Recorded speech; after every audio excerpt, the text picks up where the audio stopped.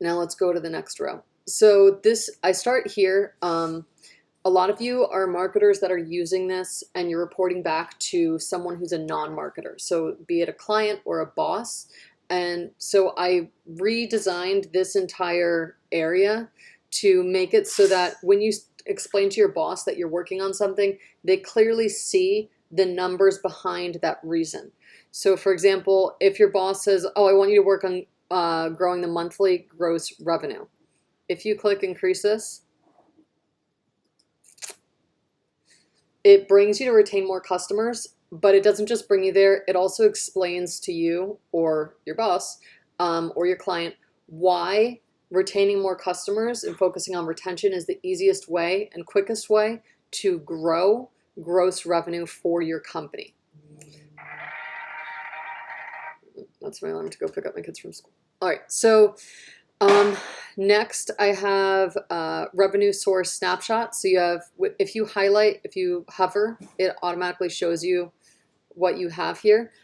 Your dashboard, the first time you look at it, will obviously look different from mine. This has just some dummy data thrown into it, just so you could see how the colors and graphs work. Revenue from new customers versus revenue from existing customers. You do want revenue from new customers, but ideally you want to focus on having more revenue from existing customers, because that means that people are happy with you and they're staying with you for a long amount, quite a long amount of time. When you click here to add a new entry, the newest entry will be at the top and the older entries will disappear. So you only see the latest entry here. I did that so that you wouldn't have you wouldn't feel like you're walking into a portal and looking at like 15 different Excels at the same time. All right, next you have the sales funnel health check.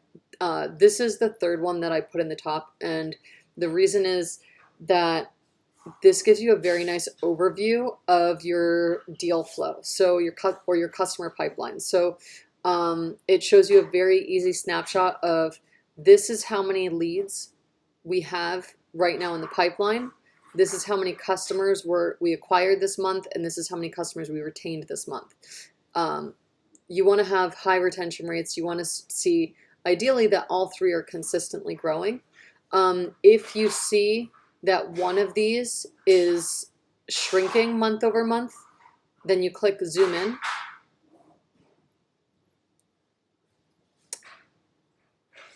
All it's going to do, it's weird for me right now because I'm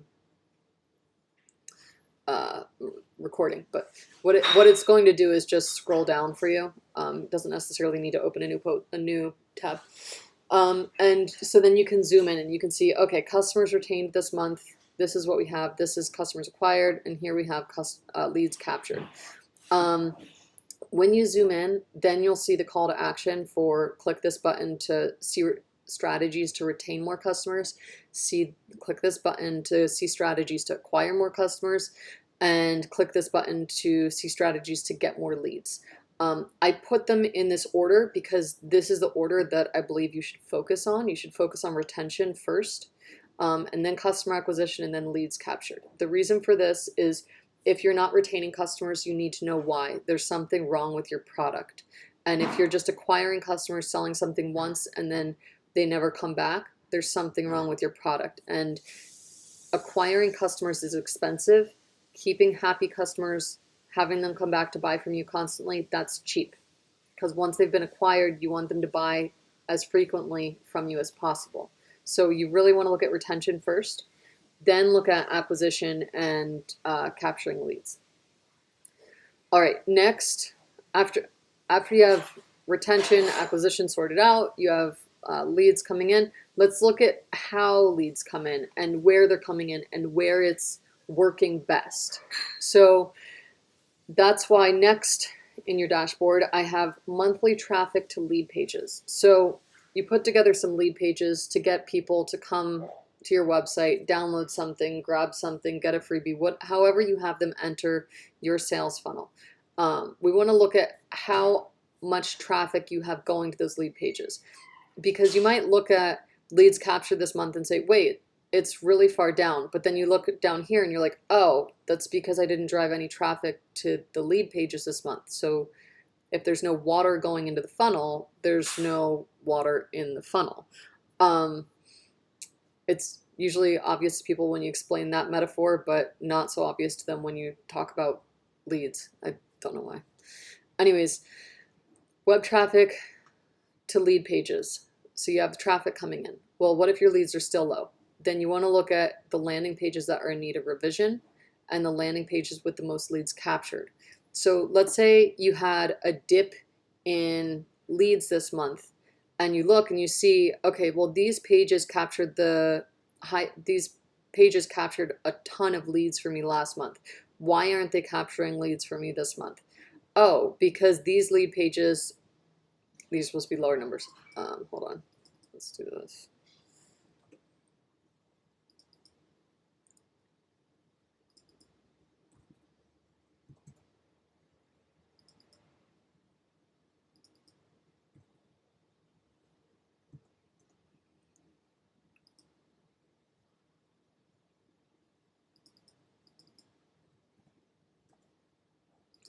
Okay.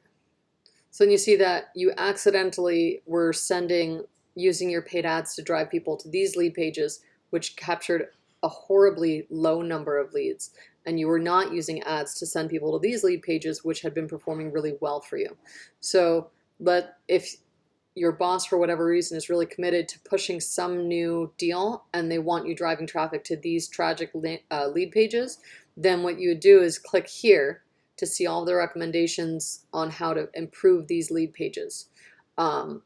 If showing these two tables to your boss doesn't help them to realize, okay, what you did here worked, you should repeat it. Again, this new homepage is just here to make conversations that you have with non-marketers about marketing easier. It's supposed to make your job of explaining the value of certain things and the logic behind certain things easier. Because unfortunately, people who don't understand marketing don't always understand why you make certain decisions, whereas you may have been working in the marketing industry or marketing arena for like anywhere from 5 to 20 years. To you, it's obvious that these things correlate. To someone who's a non-marketer, it's not obvious. Which brings me to the next row. If you see here, we have monthly website traffic snapshot. We have monthly social media snapshot and monthly ad spend. The reason I put these three together is because non-marketers don't understand that these three directly correlate. So what you should notice and what you can point out to them when you have these three next to each other is that as your organic traffic increases and as your social media following increases, your monthly ad spend can decrease. And that's why even though organic traffic is not giving you the same results as paid ads are more like having to pay to rent a jet ski every single day to bring people to a location. And organic traffic is more like having to pay to get a bunch of people on a cruise ship to bring them to the same location. The paid ads get people there faster, but you're paying per person, per click. The cruise ship is going to get people there a little bit slower, but you're having a giant ship bring people in. So that's why I have these three next to each other. The last thing I drop you down to is SEO, to focus on these things, because I think SEO is the evergreen, like holy land that every marketer wants to drive clients to, because once you get them into a nice cadence with SEO and creating new content that's high converting, that's high ranking, it's like a happy place to be. And so that's why we end here with, we have entrance pages with the highest session time. This makes it easy to have that conversation with the non-marketer. Hey, look, these pages, look at what we did on these pages. It worked really well. It had people on the website for 45 minutes, 55 minutes. That's why we want to invest $1,000, $10,000, $20,000 into creating another piece of content that's just like this, that kept people on the website for almost an hour. And you put that intentionally right next to the high bounce rate to say, hey, look, this page, yeah, it was expensive for us to create the content on that page, but it kept people on the site for 55 minutes. This page, we invested nothing into it. And look, people only stayed on the website for 1 minute and 54 seconds. So that's why I have these two next to each other. And then I have this little helper here to help you see how and why you should fix the bounce rate and also see why you should, like how to easily explain to your boss why bounce rates, pages with a high bounce rate should be looked into and fixed quickly. All right, so this is the new homepage. You have a feedback button here. If you think that anything is awesome, I'd love to know what you think is awesome. You can highlight everything. You can highlight the colors. Tell me you like the color palette. You can highlight just one color. You can highlight the tables. You can highlight the recommendation, anything. And then you can tell me what you loved about that. If you think that anything should be changed, if a title should be changed, anything like that, you can also highlight that and send feedback over. I hope this helps. I will be reaching out to a few more of you. This was created after, as you may remember, this is what our homepage looked like. Very, very, very different. After I had one meeting with one Molo9 marketing agency owner about her biggest struggles and how she was using Molo9 and what she would love Molo9 to help her with in the future. That's what we have now.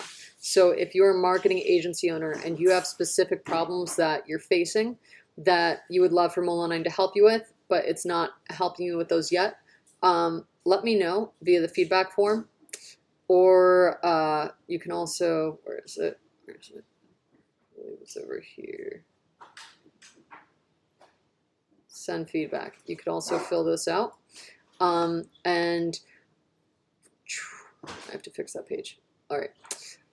You can also fill out that form to let me know what you're currently struggling with your boss, your clients, your team, and whatnot, and that'll help me figure out what to build for you guys next to help make your jobs easier. All right, I'll see you guys back online.